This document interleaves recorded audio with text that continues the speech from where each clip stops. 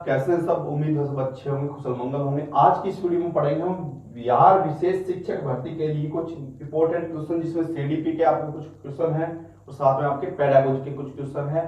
तो बहुत important question है, अपने प्रीवियस ईयर पेपर में आए हुए हैं।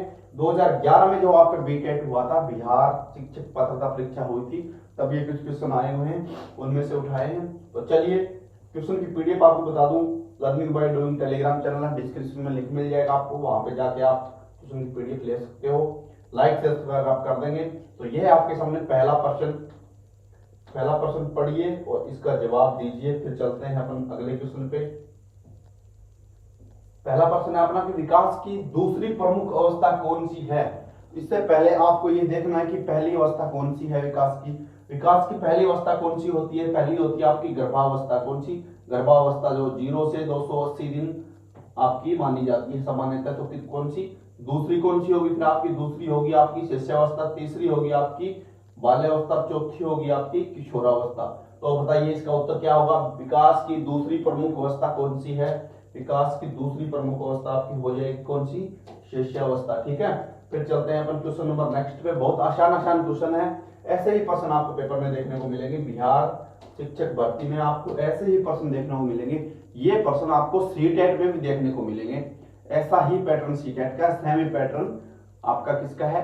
बिहार शिक्षक पात्रता परीक्षा जो आपकी स्पेशल टीचर के लिए होने वाली है उनका है। बस थोड़ा सा ईवीएस में चेंजमेंट आ सकता है, हालांकि बाकी कुछ में चेंजमेंट नहीं है। और सीटेट में आपको सेकंड लैंग्वेज में कई ऑप्शन है, भाषा के 22 भाषाएं, पर उसमें लिमिटेड भाषाएं 3-4 भाषाएं ले सकते हो, इतना ही फर्क है। और आपकी पेडागोजी और साइको आपकी क्या है? सेम है। फिर चलते हैं क्वेश्चन नंबर 2 पे। शारीरिक एवं मानसिक परिपक्वता प्राप्त व्यक्ति को क्या कहा जाता है? फिजिकली डेवलप हो गया हो और आपका क्या हो गया? मानसिक परिपक्वता, मतलब आपका कोग्निटिव डेवलपमेंट हो गया है, वो कुछ सोचने समझने तर्क वितर्क करने की क्षमता उसमें डेवलप हो गई हो, तो उसे क्या कहेंगे? क्या उसे किशोर कहेंगे या वर्ध कहेंगे या बालक कहेंगे या प्रौढ़ कहेंगे? जो फिजिकली भी डेवलपमेंट है और तर्क वितर्क कोई समस्या है उसका समाधान करने के लिए भी वो क्या है? परिपक्व हो गया है, मेच्योर हो गया, उसे क्या कहेंगे अपन? उसे हम किशोर कहेंगे। क्या कहेंगे? किशोर कहेंगे। फिर चलता है क्वेश्चन नंबर नेक्स्ट पे। यौन परिपक्वता में महत्वपूर्ण योगदान किसका है? यौन परिपक्वता, आपके सेक्सुअल डेवलपमेंट जब आपका पूरा मेच्योर हो जाता है कि एक मेल और फीमेल किस एज में सेक्स करने के लिए रेडी होते हैं, तो वो कौन सी ग्रंथि है जो उसमें महत्वपूर्ण योगदान देती है? आपके किसमें? सेक्सुअल डेवलपमेंट में कौन सी ग्रंथि आपका योगदान देती है? तो वो देती है भाई आपका कौन सा? पीयूष ग्रंथि आपकी यौन परिपक्वता में सबसे महत्वपूर्ण योगदान देती है। कौन सी? पीयूष ग्रंथि। फिर चलते हैं क्वेश्चन नंबर नेक्स्ट पे। जल्दी जल्दी कर ले अपन क्वेश्चन, क्योंकि वक्त कम है, आपका वक्त खराब करना भी अच्छी बात नहीं है। तो फिर चलिए क्वेश्चन नेक्स्ट। निम्नलिखित में से कौन सी किशोरावस्था की मुख्य समस्या है? किशोरावस्था की मुख्य समस्या पूछी गई, विशेषता नहीं पूछी गई। ये विशेषता भी है और समस्या भी है, दोनों याद रखना।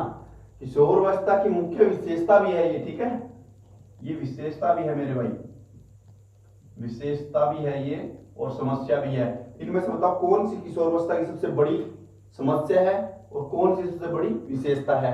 इनमें से वही विशेषता है वही समस्या है। बताइए, क्या संवेगात्मक समस्या आती है किशोरावस्था में, शारीरिक परिवर्तनों की समस्या आती है, या समायोजन की समस्या आती है, या उपरोक्त सभी?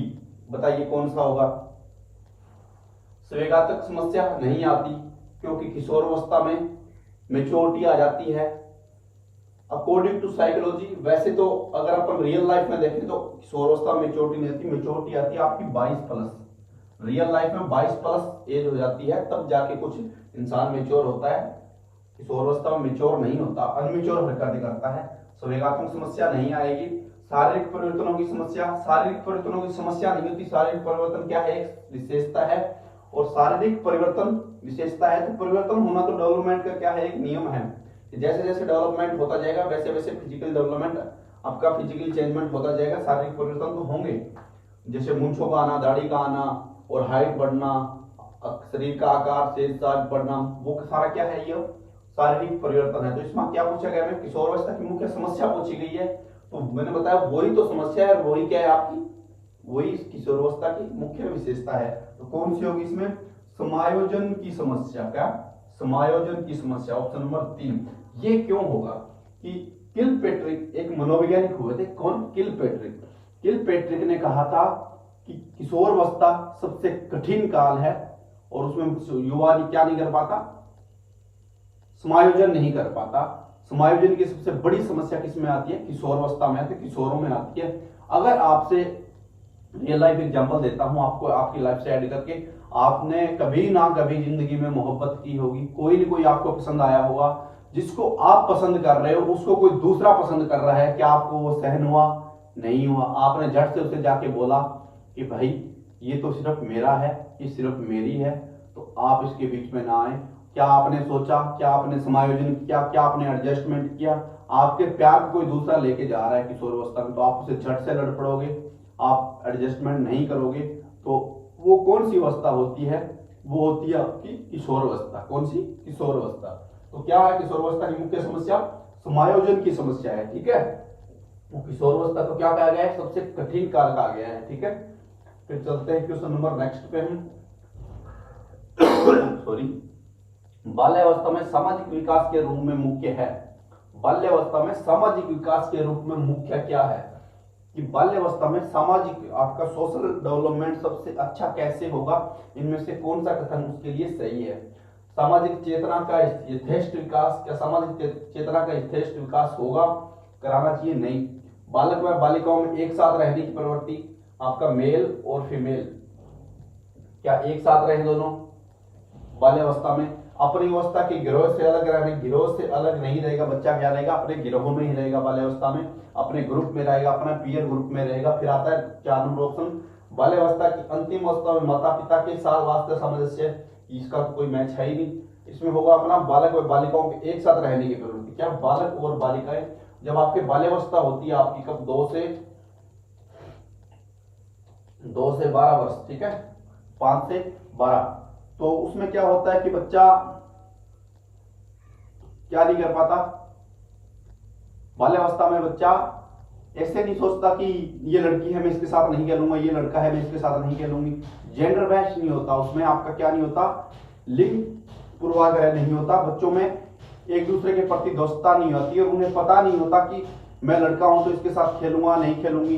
वो जाके बच्चे में कब डेवलपमेंट होता है? जब वो किशोरावस्था में प्रवेश कर रहा होता है, तब उसमें वो ख्याल आते हैं कि नहीं लड़की है। लड़कियों के प्रति नेगेटिव आरक्षण होता है, नेगेटिव पॉजिटिव जो भी आप समझो, मेल और फीमेल आपस में क्या होते हैं? अट्रैक्टिव होते हैं एक दूसरे। तो पर बाल्यावस्था में क्या होता है? बच्चे एक साथ रहते हैं, बालक और बालिका एक साथ खेलते हैं। फिर चलते हैं क्वेश्चन नंबर नेक्स्ट पे। नेक्स्ट क्वेश्चन है अपना, निम्नलिखित में से वंशानुक्रम संबंधी नियम है। वंशानुक्रम है भैया, ठीक है। वंशानुक्रम आपका क्या? वंशानुक्रम या फिर आनुवंशिकता, ठीक है। आनुवंशिकता कह सकते हो आप, वंशानुक्रम कह सकते हो, वंशानुक्रम कह सकते हो, और आप क्या कह सकते हो? आनुवंशिकता भी कह सकते हो। आनुवंशिकता, आनुवंशिकता संबंधी नियम कौन सा है? वंशानुक्रम संबंधी नियम कौन सा है बताइए? प्रयासों के नियम से, समानता के नियम से, सीखने के नियम से, या स्वास्थ्य के नियम से? कौन सा नियम है? तो प्रयासों का नियम वंशानुक्रम में से कोई नियम नहीं, सीखने का नियम भी नहीं है, स्वास्थ्य के नियम भी नहीं है। तो इसमें कौन सा होगा? समानता का नियम, कि जैसे माता पिता होंगे, समानता का नियम क्या कहता है? कि जैसे माता पिता होंगे वैसे ही क्या होंगे? उनके बच्चे होंगे, और जैसे बच्चे होंगे उनके होने वाले बच्चे भी उनके जैसे ही होंगे। फिर चलते हैं क्वेश्चन नंबर नेक्स्ट पे। विकास कैसा परिवर्तन है? ये आसान सा क्वेश्चन है, वृद्धि और विकास से चैप्टर से उठाया है, पहले चैप्टर से। विकास कैसा है? तो विकास का गुणात्मक है, और जो आपकी वृद्धि होती है वो कैसा परिवर्तन होती है? वो आपकी मात्रात्मक होती है या गणनात्मक होती है, ठीक है। फिर चलते हैं क्वेश्चन नंबर नेक्स्ट पे। किसी भी बालक के मानसिक रूप से अस्वस्थ होने का कारण क्या है? परिवार का वातावरण, कक्षा का वातावरण, आस पड़ोस का वातावरण, ये सभी। तो किसी भी कोई भी बालक हो उसको मानसिक अस्थिरता रहती है, किस वजह से रहती है?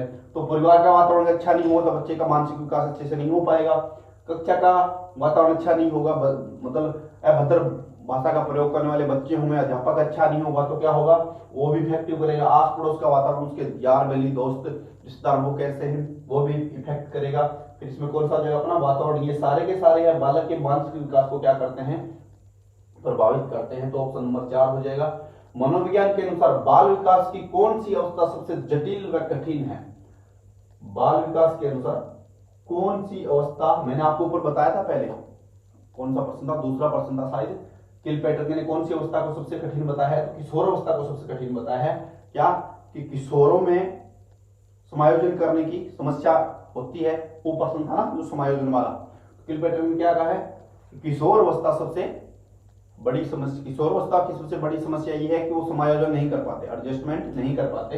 तो क्या है, और किशोर अवस्था का सबसे कठिन काल कौन सा है, सॉरी बाल विकास का, बच्चे का सबसे कठिन काल, एक कठिन अवस्था कौन सी होती है, तो किशोर अवस्था होती है, ठीक है। उसमें क्या होता है, अलग अलग वो रोल मॉडल जो लेगा, एक तो रोल मॉडल, मुझे क्या करना है भविष्य को लेके, फ्यूचर को लेके क्या होगा, चिंतित होगा, और क्या करना है, पढ़ना है, बिजनेस करना है, क्या करना है उसमें चिंतित होगा, रोल मॉडल चुनेगा उसमें चिंतित होगा, और क्या होगा, कठिन काल कहा जाता है। अनेक जरूरतें उनका पूरा नहीं होना, वो भी क्या करता है, आपके मानसिक विकास को प्रभावित करता है। तो वो कौन सा होगा, किशोरावस्था सबसे कठिन काल होता है, ठीक है। भाषा शिक्षण की प्रथम कक्षा किसे माना जाता है, भाषा शिक्षण की प्रथम कक्षा किसे माना जाता है, तो फ्रोबेल ने क्या कहा था, फ्रोबेल ने क्या कहा था कि परिवार है वो बच्चे की क्या है, पहली आपकी क्या है, विद्यालय है, पहला विद्यालय है, और बच्चे की माँ है वो क्या है, बच्चे की पहली शिक्षिका है।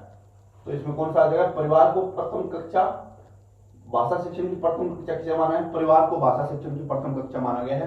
कि बच्चा सबसे पहले अपनी माँ से मातृभाषा सीखता है, फिर अपने पापा से, माँ से, भाई से, बहन से, जो भी परिवार, क्योंकि उसके सबसे पहले कौन सा है, माइक्रो सिस्टम में कौन आएगा, देखिए ये तो आपका परिवार आ गया, ठीक है, परिवार बड़ा लिख दिया ना, ये आप परिवार मान लो, ठीक है। परिवार के बाद क्या आएगा, समाज, ये आपका समाज आ गया, ठीक है। समाज के बाद आपका कौन आएगा,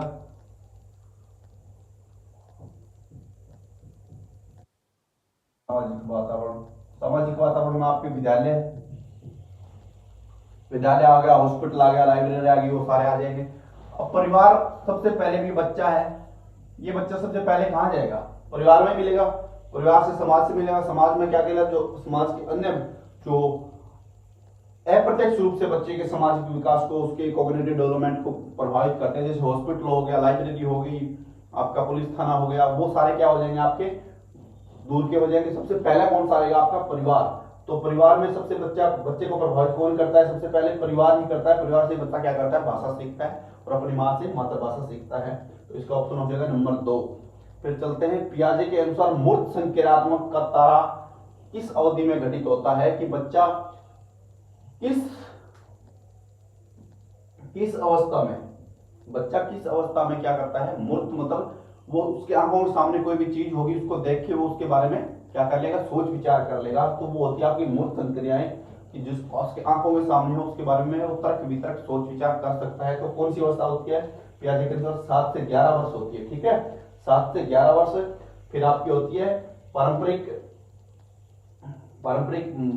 संक्रियात्मक अवस्था 11 से प्लस 11 से 15 कह सकते हो, 11 से 14 भी ऑप्शन आता है। तो ये थे आज के कुछ इंपॉर्टेंट क्वेश्चन। अगर क्लास अच्छी लगी हो तो मेरे भाई लाइक से सब्सक्राइब कर दीजिए। ऐसे ही आपको जब तक आपका बिहार का पेपर नहीं होता है शिक्षक भर्ती का, और साथ में आपका सीटेट का नहीं होता है, तब तक आपको इंपॉर्टेंट क्वेश्चन क्लास मिलती रहेगी। All the best, best of luck.